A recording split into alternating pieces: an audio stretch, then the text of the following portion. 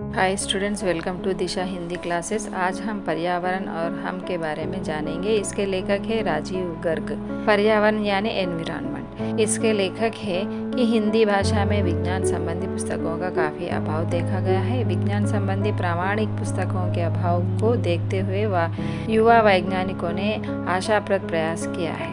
यह राजीव गर्ग ने इस समस्या के हर पहलू पर बहुत व्यापक प्रकाश डाला है। प्रस्तुत पाठ पर्यावरण और हम में राजीव गर्ग ने यह बताने का प्रयास किया है कि हमें पर्यावरण की स्वच्छता पर ध्यान देना चाहिए, मतलब उसे शुद्ध रखना चाहिए, एनवायरनमेंट को।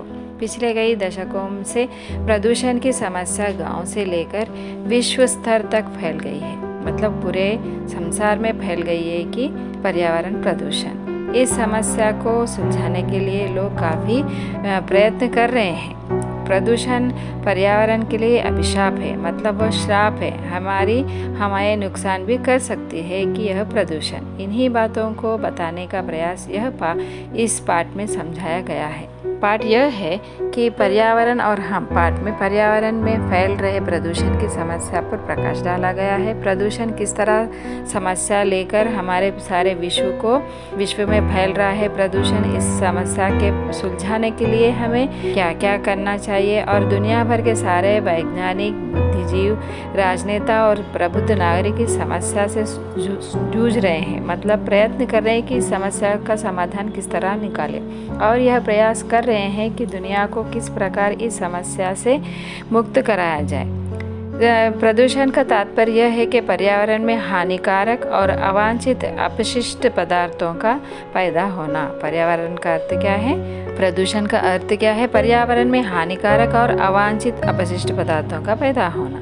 प्रदूषण का तात्पर्य यह है कि जल, थल और वायु में अवांछित एवं हानिकारक पदार्थों का सम्मेलन। जल माने पानी, थल माने धरती और वायु यानी एयर। इन सारे चीज़ों में प्रदूषण का होना। यह उपयोगी पदार्थों की कमी या विलोपन होना। पर्यावरण में हानिकारक अवांछित अपशिष्ट पदार्थों का पैदा होना। इस पदार्थों को पैदा होने से जल और वायु और भूमि के दूषित होने से मानव स्वास्थ्य पर बुरे प्रभाव पड़ते हैं। स्वास्थ्य यानी सभी का हेल्थ खराब हो सकता है। संयुक्त राष्ट्र पर्यावरण से संबंधित सर्वेक्षण रिपोर्ट यह बताता है कि इसके पर्यावरण के कार्यक्रम के अंतर्गत विश्व के 60 देशों में प्रदूषण से संबंधित एक सर्वेक्षण रिपोर्ट प्रकाशित की गई है। इस सर्वेक्षण के अनुसार 5 भयंकर प्रदूषकों का सल्फर डाइऑक्साइड और निलंबित धुआं, नाइट्रोजन के ऑक्साइड और कार्बन मोनोऑक्साइड और ओजोन की मात्राएं मापी गई है। इस रिपोर्ट के अनुसार प्रदूषकों की मात्रा बढ़ती ही जा रही है। सर्वेक्षण रिपोर्ट से यह प्रदूषण के कई प्रभाव हो सकते हैं, कि जैसे कि प्रदूषण का प्रभाव किस किस पर पड़ सकता है, जानेंगे अभी हम। पहला तो वायु प्रदूषण का प्रभाव किस तरह होगा हम पर, इसका देखेंगे हम। विश्व की 80% से अधिक जनता एसी और वायु में से सांस लेते हैं, जिसमें विषैली गैस होते हैं। जिन शहरों में सल्फर डाइऑक्साइड गैस सबसे अधिक है वे हैं मिलान, शेनियान, तेहरान, सोल, रामो डी जेनेरो, पेरिस और बीजिंग और मैड्रिड।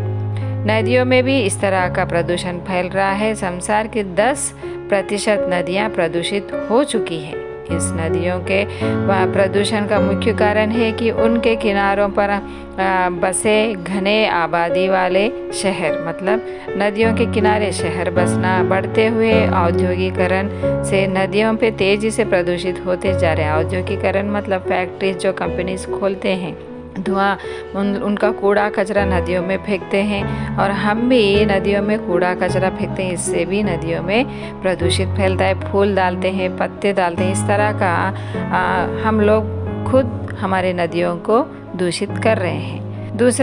तीसरा है प्रकृति पर इसका दुष्प्रभाव पड़ सकता है, जैसे कि सुंदर दृश्य विकृत और छिन्न भिन्न हो जाते हैं। यदि कोई प्रदूषक वातावरण के एक भाग पर प्रभाव डालता है तो दूसरे भागों पर भी बुरा प्रभाव पड़ता है। जैसे कि हम यहाँ पर वायु और नदियों में किस तरह प्रदूषित कर रहे हैं, उसी तरह प्रकृति भी प्रदूषित होते जा रही है। भव्य इमारत मतलब बड़े बड़े इमारतों पर भी इसका असर पड़ सकता है। जैसे कि ताजमहल है, यह भव्य इमारत एक दर्शनीय स्थल है, परंतु यह सफ़ेद संगमरमर से बनी यह ताजमहल चांदनी रातों में यह दुधिया रंग में यहाँ नहा जाती है और हमारे मन को मोल लेती है। लेकिन मथुरा तेल शोधक कारखाने और आसपास में बनी फैक्ट्रियों के धुएं से इसकी चमक फीकी पड़ने लगी है, क्योंकि वह सफ़ेद संगमरमर की है। धुआं से क्या होता है, वो गंदा दिखता है। वायुमंडल तथा धरती के तापमान पर भी इसका प्रभाव पड़ सकता है।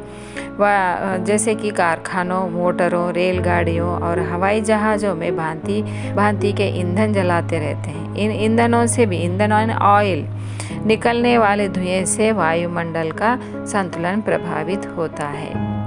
ईंधन जलाते हैं जैसे कि पेट्रोल है, डीजल है, जो धुआं और धूल हम वायुमंडल में भेज रहे हैं, उसके कारण सूरज की गर्मी ही तापमान बढ़ते जा रहे, मतलब गर्मी बढ़ते, टेम्परेचर बढ़ते जा रहा है। इसका परिणाम यह हो सकता है कि समय से संसार का तापमान कम हो जाए और फिर से धरती पर एक नया युग आ जाए। इस तरह हमें कोशिश करनी चाहिए। समुद्र पर प्रदूषण का प्रभाव, समुद्रों पर भी पड़ रहा है। सन 1921 में विख्यात वैज्ञानिक सर चंद्रशेखर वेंकटरामन यूरोप की यात्रा पर गए थे। अपनी इस यात्रा के दौरान उन्होंने भूमध्य सागर का चमचमाते नीले रंग को देखा था। इसी रंग के कारण उन्हें अनुसंधान की प्रेरणा मिली थी। लेकिन प्रदूषण के कारण भूमध्य सागर का गहरा नीला रंग आज भूरा होते जा रहा है। अतः ये तो प्रदूषण के कुछ उदाहरण थे। इसके अलावा यह विश्व भर की महान समस्या बनी हुई है।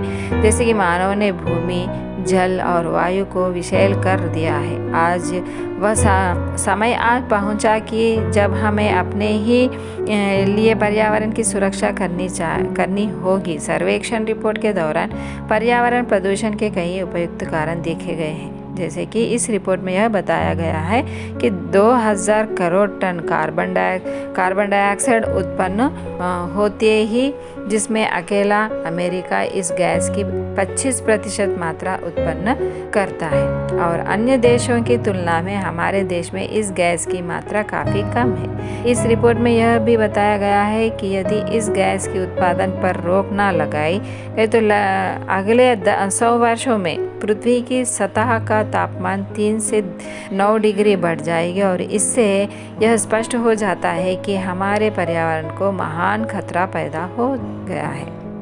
उसी तरह DDT की जो एक जाना माना कीटनाशक है, जो एक सफ़ेद रंग के पाउडर के समान होता है, यह मलेरिया फैलाने वाले मच्छरों, प्लेग और पीट ज्वर फैलाने वाले कीटाणुओं का विनाश कर देता है। द्वितीय विश्व युद्ध पर इसके बाद इस कीटनाशक का प्रयोग पूरे विश्व भर में रोगों से मुक्ति पाने के लिए किया गया था।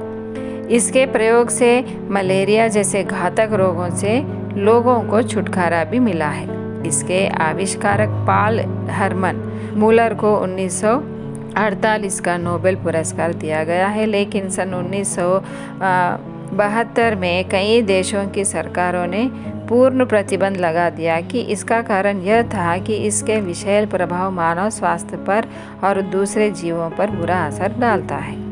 प्रदूषण के तो मूल कारण यह हो सकते हैं, यह है कि पहला कारण तो यह है कि विश्व की बढ़ती हुई जनसंख्या, मतलब दिन ब दिन हम करोड़ों में हमारी जनसंख्या बढ़ती ही जा रही है। औद्योगिक विकास, हमें प्रदूषण के इन कारणों से निपटना होगा और क्योंकि बढ़ती हुई जनसंख्या और उसकी आवश्यकताओं की पूर्ति के लिए औद्योगिक विकास ही विश्व प्रदूषण के मूल कारण है। मतलब औद्योगिक मतलब फैक्ट्रीज, इनके जो कूड़ा कचरा हम नदी में फैला रहे हैं, वायु में फैला रहे हैं, है ना, समुद्र में मिला दे रहे हैं। इसी तरह यह सारे चीज़ों पर हमें रोक टोक रखनी चाहिए और इसका भी निवारण ढूंढना चाहिए। तो बच्चों, मैं आशा करती हूँ कि तो बच्चों, मैं आशा करती हूँ कि आपके वो पाठ समझ में आया हो तो मेरे वीडियो को लाइक कीजिएगा और अपने मित्रों को शेयर कीजिएगा। धन्यवाद।